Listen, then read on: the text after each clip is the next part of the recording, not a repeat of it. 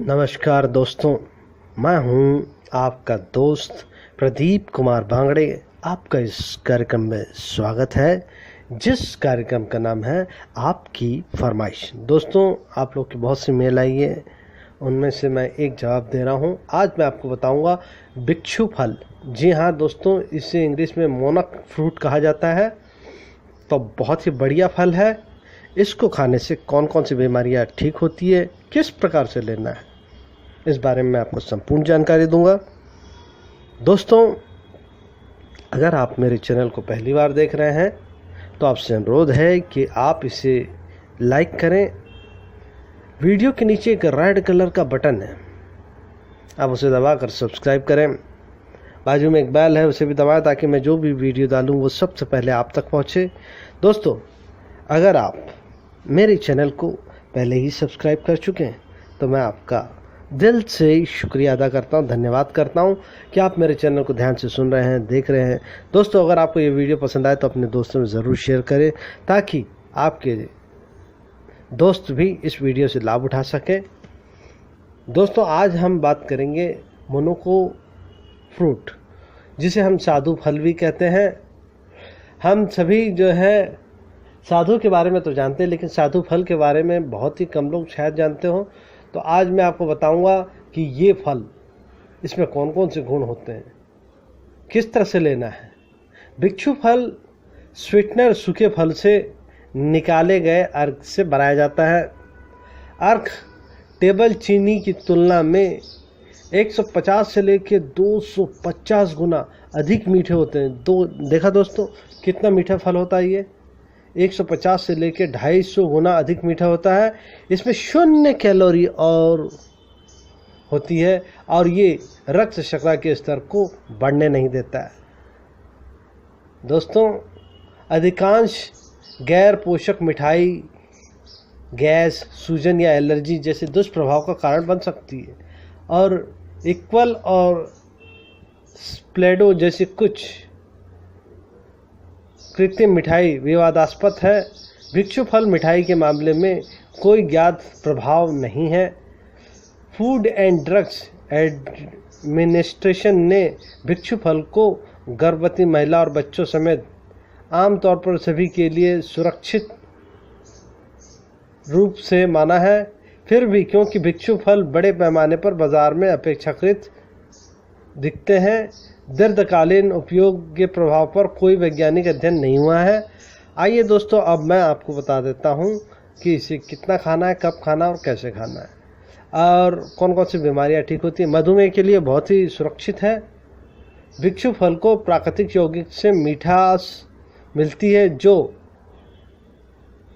मोग्रोसाइड्स कहा जाता है। ये आमतौर पर मधुमेह वाले लोगों के लिए सुरक्षित है क्योंकि ये रक्त शर्करा में वृद्धि नहीं करता। फिर भी भिक्षु फल और साथ ही कुछ भिक्षु फल स्वीटनर मिश्रण के साथ मीठे खाद्य पदार्थ और पेय जोड़ा शक्कर और अन्य तत्व शामिल हो सकते हैं जो कार्बन और कैलोरी की मात्रा बढ़ाते हैं, इंसुलिन संवेदनशील को प्रभावित करते हैं। सभी साधु फल में उत्पादन कार्बन और चीनी मुक्त होते हैं। तो दोस्तों, अगर आप मधुमेह से परेशान हैं तो आप इस फल को ले सकते हैं। इसको लेने के लिए आपको 50 ग्राम फल लेना है, और खाने के समय मैं आपको बता देता हूँ, इसको आप चाहें तो सुबह ले सकते हैं, या फिर जो है आप लंच में ले सकते हैं, या फिर शाम को 6 बजे के पहले ले सकते हैं। तो आप चाहे तो इसको डिवाइड भी कर सकते हैं। दोस्तों, 7 दिन तक लेना है, उसके बाद कम से कम 1 से 2 दिन का आपको गैप रखना है। उसके बाद फिर आप 7 दिन ले सकते हैं। अगर आप वज़न कम करने की सोच रहे हैं और चाहते हैं कि आपका वज़न कम हो और बहुत जल्दी हो, तो भिक्षु फल आपके लिए वरदान है। भिक्षु फल में कोई कैलोरी या कोई वसा नहीं होती है, इसलिए ये किसी के लिए भी एक बेहतर विकल्प हो सकता है कि वे अपनी कमर को देखें। आप अपने दिन भर में टेबल शुगर के लिए केवल भिक्षु फल स्वीटनर को जो है इस्तेमाल करें। इसमें पर्याप्त कैलोरी और कार्ब्स बचा रहता है। फिर सुनिश्चित करें कि आप भिक्षु फल के उत्पादन का उपयोग करते हैं जिसमें थोड़ा शक्कर शामिल नहीं है, और विशेष अवसरों के लिए भिक्षु फल के साथ किए गए उपचार को बचाएं, क्योंकि कई में अभी भी चॉकलेट या मक्खन जैसे आहार भक्षण सामग्री शामिल होती है। अर्थात कहने का मतलब ये है कि जो है आप इसे जो है आप ऐसे भी खा सकते हैं, या फिर चॉकलेट वॉकलेट या इस ऐसी चीज़ में मिला के भी खा सकते हैं, कोई दिक्कत नहीं है। और दिन भर में आप कभी भी खा सकते हैं। शाम को 6 बजे से पहले आपको खाना है, तो ये आपके लिए बहुत ही लाभकारी होगा। तो ध्यान रहे, अगर आप वज़न कम करने की सोच रहे हैं तो इसको अपने आहार में ज़रूर शामिल करें। सप्ताह में 7 दिन आपको खाना है 50 ग्राम के आसपास, और इस बात का भी ध्यान रखना है कि आपको 7 दिन तक खाना है और 7 दिन के बाद कम से कम 1 से 2 दिन आपको गैप देना है और फिर उसके बाद खाना है। इस तरह से आप कीजिए, 15 से 20 दिन में या 2 से 3 सप्ताह में आपका वज़न बहुत जल्दी गिर जाएगा।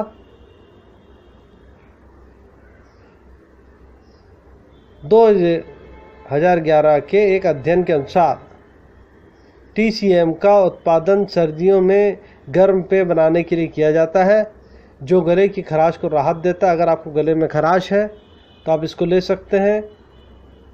कफ को कम करता है। अगर आपकी छाती में कफ जमा हो गया है तो इसका सेवन करें, चाय बना के लें इसका, तो आपको जो इससे जो है आपका जो कफ ठीक हो जाएगा। फल के मोग्रोसाइड्स को भड़काऊ विरोध कहा जाता है और ये कैंसर को रोकने और रक्त शर्करा के स्तर को स्थिर करने में मदद करता है। कहने का तात्पर्य यह है कि कैंसर अगर आपको है तो आप इसका सेवन करें तो धीरे धीरे आपके कैंसर को समाप्त कर देगा। अगर खून में शक्कर का स्तर बढ़ गया है तो ये उसको नियंत्रित रखेगा। तो बहुत फ़ायदेमंद है दोस्तों, इसको ज़रूर सेवन करें। इसे कई लाभों के साथ भिक्षु फल में कुछ कमियां भी हैं, वो भी बता देता हूं मैं। अपने स्थानीय व्यापारी जो के लिए नए भिक्षु फल को लोड करने की उम्मीद में दौड़ना मत जाओ। जब तक आप उस क्षेत्र में नहीं जाते हैं जहां इसे उगाया जाता है, लगभग असंभव है। फिर भी ये शायद ही कभी ताज़े खाए जाते हों, क्योंकि ये किण्वित होते हैं और फल के बाद जल्द ही पक जाते हैं। सूखे साधु फल का उपयोग चाय या हर्बल उपचार तैयार करने के लिए किया जा सकता है। यहाँ दोस्तों इसको आप चाय या हर्बल के रूप में ले सकते हैं। अगर चाय या हर्बल के रूप में ले रहे हैं तो 2 टाइम ले सकते हैं डिवाइड करके। तो ये बहुत फ़ायदेमंद है दोस्तों, इसको ले चाय में डाल चाय बनाएं और लें।